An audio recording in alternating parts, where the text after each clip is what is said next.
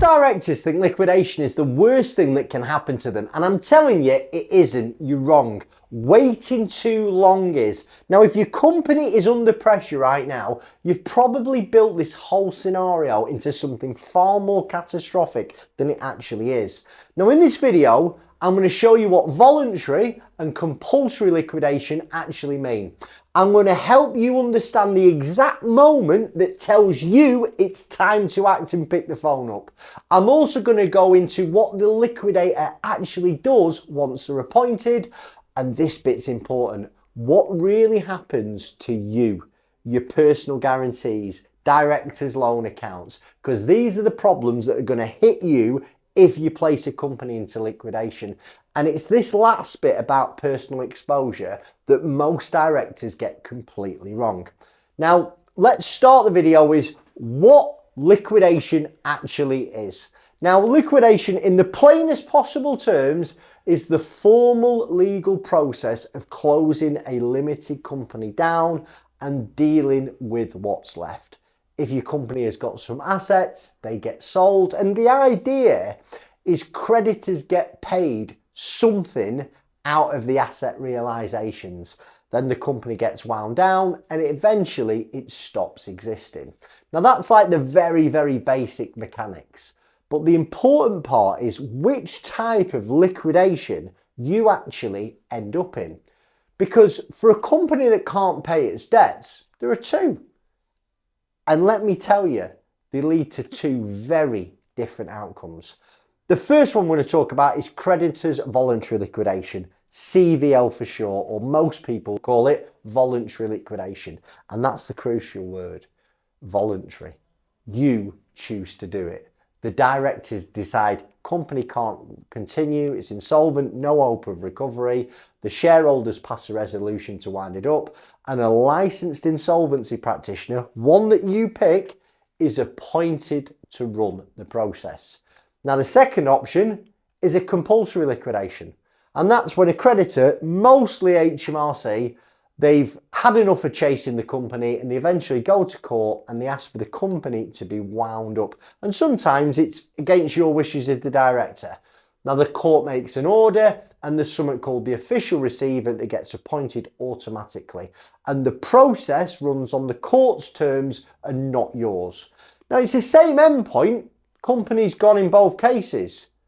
But the journey and what happens to you along the way is drastically different. Now in a voluntary liquidation, you keep some meaningful control, through the whole process. I mean, you get to choose the insolvency practitioner. You might choose to work with somebody like us as well. You cooperate with someone who you've engaged with. You've had discussions about what went wrong, what's going to happen next. And you've got a say in timing. And in most cases, like legitimately, you can buy back some of the business assets. I tell you a big one that people forget about is in a voluntary liquidation, your staff have got a real clear path to getting their redundancy payments paid out. And when it's voluntary, you can sort of get a good idea of what your personal exposure is going to be as a result of the liquidation and what you can do about it. Now, in voluntary liquidation, almost all of this that I've mentioned works in your favour. Now, if you compare that to compulsory liquidation, you lose all of it. Like the official receiver runs everything. You don't pick the official receiver, you can't change them. Their office is dealing with hundreds, if not thousands of these cases all the time. They don't know your business. They conduct the process from a very different standpoint. They're going to do a director's conduct review and they're going to have it without the context of an IP that you've worked with would. Now, the way that they view things here is when they're looking at it, it's like this director clearly has breached their duties. And I'll tell you why they think that they've breached your duties is when you become insolvent with no realistic hope of recovery, you should have appointed an insolvency practitioner, but you haven't. You've allowed the company to be wound up. Okay. Now, I had a director who come to me last year. He basically thought that voluntary liquidation was exactly the same. Like he had a company, it had no hope of recovery, didn't really want to pay the liquidator's fees. He thought it was just different routes, same result. And I got into it with him, and I've sort of gone through were his issues. You know, he had staff that need making redundant. They didn't have enough money in the bank to pay people's wages. There were some assets that potentially he wanted to purchase back. Now, I pointed out to him that in a compulsory liquidation, it's definitely going to delay staff's redundancy, okay? And if he was going to transfer some of these assets out of the company to him personally, he had to follow really strict guidance, and ultimately this guy didn't want to be disqualified. So I convinced him, I said, listen, compulsory liquidation is not the right route to go. Now I want to add a little caveat. Listen, if you've got no money to pay an insolvency practitioner, okay, you can't find the 5 to 10 grand that they want to charge you to get you into liquidation. I fully appreciate some of you are going to have to go down the compulsory route, but you've really got to try your best, if you can, to do it voluntary. Anyway, this director ended up, he acted quickly after I spoke to him. He went into voluntary and he came through it. And his staff came through it, by the way, in a completely different position to where he'd have ended up if he'd have been wound up and gone the compulsory route. Now, the lesson's this.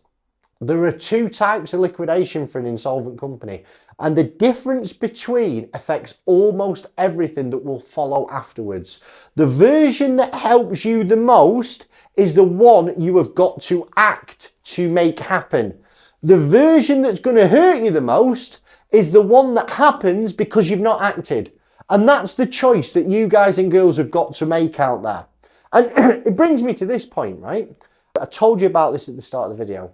And it's the moment where the decision to act voluntarily is still yours. But if you're insolvent, you've got creditors chasing you, this window is closing. Now let me show you what that moment actually looks like. Now, the hardest thing about any of this is not the process, it's the timing. Because the moment when it's actually time to liquidate a business, there's never like some big firework, ding, ding, ding, ding, ding, ding, ding. It's time to do it, Chris. It's just another Tuesday. In a stretch of Tuesdays that have been difficult. And that's why directors miss it. There's so many misconceptions here. Now, the actual trigger is this. And I want you to get this in your head so you can look at it in your own business. Now, I talk about this a lot, the insolvency tests. Now, there are 2 things that have got to be true. The first is that your company is insolvent under one of the legal tests. You got the cash flow test, you got the balance sheet test. Either one is enough, and I've covered them in vast detail in other videos, so I'm not going to go into chapter and verse now. But in plain terms, if your company can't pay its debts on time, or you owe more than you own, so you owe out more than all your assets and cash in the bank, you are insolvent, or your company's insolvent. But it's this second test, right? And this is the bit that directors get wrong more than anything else, right? The second test is there any realistic prospect of your business getting back on a firm financial footing and back to solvency, okay? Not that things are hard, not that you're going through a rough patch. Is there any genuine, honest path for your company to be back to insolvency? That's the trigger. You fail an insolvency test, plus no hope of recovery. And this is what that looks like, right? On the ground. Every single month, you're taking on more debt than you're paying down. Every customer payment you get coming in gets earmarked to pay some creditors that are banging your door down. You might be taking on new, honestly, please, I see so many directors taking on personally guaranteed debts just to get through another month, okay? It's insanity. I want you to be honest with yourself, right? If you cannot see these numbers turning around in the next 12 months, you have got to take some advice, okay? Now, the question you want to ask yourself is, when you strip out all of hope, right? All of like a good month or a good quarter, is there any realistic version of your business becoming solvent again? And if the answer is no, that is the trigger. you are insolvent and there is no realistic prospect of recovery. Continuing to trade from this point is not loyal to the business. It's actually harmful. It's growing the debt. It's increasing the number of creditors who are going to lose out, and it is building your personal exposure. And this stuff puts you at risk of criticism, things like wrongful trading. Now, directors can be held personally liable for debts that are racked up, here's the key thing, after the point where the director knew or should have known that there was no realistic hope of a way back. If you fail that trigger now, don't even watch the rest of the video. Go to the comment section, go to the description. The top link, you can speak to one of my team today for free with no agenda. Like, genuinely, our mission is to help directors make better decisions. We've got, I don't know, nearly 800 reviews on Trustpilot, and we'll give you a rundown of what your options are. Now, if you don't want to talk to someone, you're too frightened, I kind of get that, but the link below it will give you a free guide to insolvency. Okay? Anyway, back to the video. I'll tell you about a director, okay? Spoke to him recently. When we got into it, he'd gone past the hope of recovery a couple of years ago, but he just hadn't recognised it. Every week, he was fighting to keep the company alive. Now, when I went down through all the numbers with him, listen, this poor guy, like he'd added over 80 grand's worth of debt just in the last year. Worse, he took on about 100 grand's worth of PGs. Now, this fight that he felt was like the noble fight, the responsible thing, it had made the eventual outcome worse for everyone, including him personally. Now, the lesson's this. The trigger for liquidation is not a formal announcement, okay? It's not a dramatic event in most cases. It's the point where you're insolvent and honestly, you've got no hope of recovery. You have got to recognise that moment when it arrives, because the cost of missing it isn't just financial. It can be the collapse of the voluntary options that would have protected you. Directors who act at that trigger generally come through voluntarily. If you wait, that's where you're going to get wound up compulsory, and the outcome is almost always worse. So listen, let's say you've recognised the moment, you've made the decision, you're going to put the business into voluntary liquidation. Well, what happens next? Now, directors I speak to, the fear of what an insolvency practitioner often actually does is generally worse than the reality. Now, I'm going to walk you through what really happens when you place a business into voluntary liquidation. Now, again, this is one of the biggest fears that directors have got about insolvency, is these insolvency practitioners. And by the way, I'm not an insolvency practitioner, right? I went through an insolvency many, many years ago. I realized there was no advice like this anywhere on the internet, definitely not on YouTube. And since then, I've built a career and a successful business advising directors like you of what actually happens when an insolvency practitioner is appointed. Now, you're probably thinking there's going to be an interrogation, someone's going to jump on you with a clipboard, they're going to go through all your emails looking for things to punish you for. Listen, that's not what happens. An insolvency practitioner is a licensed professional, okay? Their job is to run a legal process. They aren't your enemy, right? They're not there to punish you. It's worth noting, they're not there to be your friend either. They've got a clear duty to act on behalf of the creditors of your company. That's what they're there to do. They're there to represent your creditors and advise the company. And you, girls and guys out there, you're not the company, you're a director. That's why you need somebody like me in your corner. But they've got a clear duty to report back to creditors. They've got a clear duty to run this process of insolvency. And their job is to execute both. That's it. And what they do is, the minute you go into liquidation, they take control of the company. When they get appointed, they are calling the shots. As a director, your operational authority ends that day. Like you cease to make decisions on behalf of the company. Now that is actually the first weight that comes off your shoulders. I remember when I had to put a business through insolvency, it was the daily grind of decisions that have been keeping me awake for months. But once you appoint an IP, those decisions aren't yours to make. And they deal with creditors. From that day on, they are there to deal with every creditor, every letter, every phone call, every threat, every demand. It is the IP's job. And your creditors are told to communicate directly with the IP.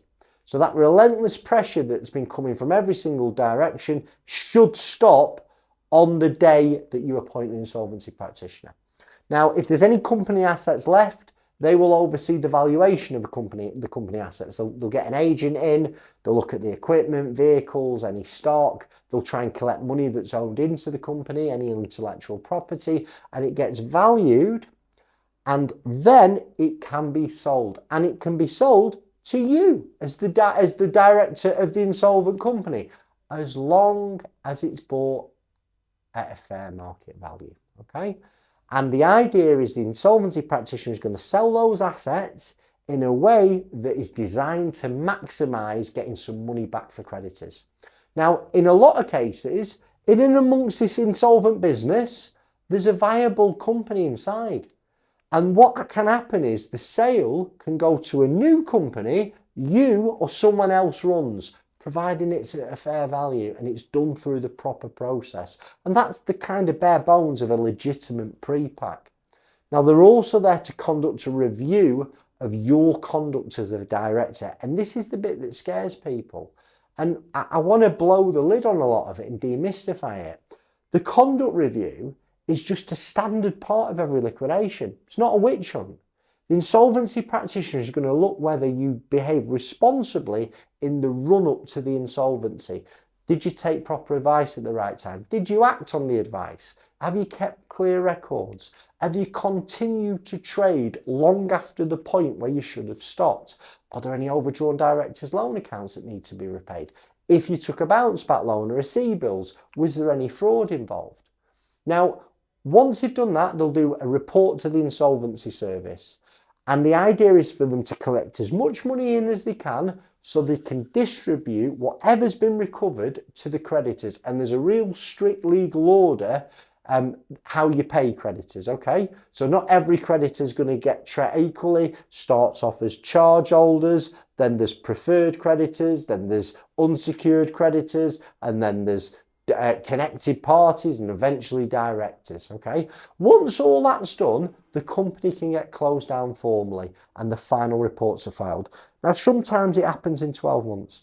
Sometimes it takes years and years if it's a particularly complex insolvency. Now, the lesson's this. The liquidator isn't there necessarily to punish you. They will do if they find something. They're there to run a process professionally, and they're there to act in the best interests of the company's creditors. Now, if you've gone into this and you've been whiter than white, you've acted responsibly, you've taken advice at the right time, you cooperated with the insolvency practitioner, the reality of what actually happens is almost less frightening than the version you're picturing. In fact, go and look at some of the reviews that we've got on Trustpilot. Like literally, these are people who have been through an insolvency process. Please don't let the fear of the process stop you from starting it. It's the starting that is the hard part. Now, once the process is done and the company is closed, most directors think the story's over, and it isn't, right? There are two big things that's going to follow the company into your personal life. And how they get handled decides how much of the rest of your life can actually play out. Now let me show you what they are and what actually happens with both of them. Now, when your company's gone, there are two main things that are going to follow you personally. And the fear around both of them in most directors' heads is far worse than the reality on the ground. Now, the first is any personal guarantee you've signed over the years. Because every one of those signatures, dormant while the company is still trading, activates the day your company goes into liquidation. because the company can no longer pay, the guarantee says that you will. Now, the second is your overdrawn director's loan account. And if you've been taking money out of the company that isn't payroll or a formal dividend, it's going to sit as a loan from the company to you. And that balance is an asset of the company. And the insolvency practitioner's job is to recover it from you once they get appointed. And that's the fear. Every PG is going to land on your desk at once, and you're going to be asked to pay your director's loan account straight away. And it sounds an absolute disaster. And if that's all directors ever heard about it, most would probably never start the process. And that's a worry, isn't it? I mean, I've been slated before, right? On LinkedIn, LinkedIn knobheads, right? Because I try and educate you guys about what's going to happen once you appoint an insolvency practitioner. Well, this one insolvency practitioner goes, well, we don't do that because it might stop them acting. Now, listen, you deserve to be told what your problems are as a result of an insolvency, right?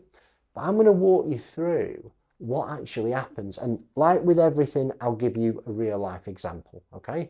I always change the names, by the way. Now, let me tell you about a director I worked with called Cornelius. Let's call him Cornelius. He's gone through a liquidation last year. Signed personal guarantees over the years, totaled about 140 grand, bank loan supplier PG had forgotten about, and there was a bit of a shortfall on some asset finance. And Cornelius had an overdrawn director's loan account. And on the day of liquidation, we worked it out, it was going to be about 72,000 quid. So his total personal exposure on paper was over 200 grand. And he was bricking it. He was terrified. Now, here's what actually happened. And we got him prepped for this on day one. On the PGs, we just had to sit down and work out exactly what he could realistically pay. He worked with a colleague of ours, Gary Whitehead, and it wasn't what the lenders wanted, because obviously they wanted their money back, but it was what it was sustainable given his personal income and outgoings.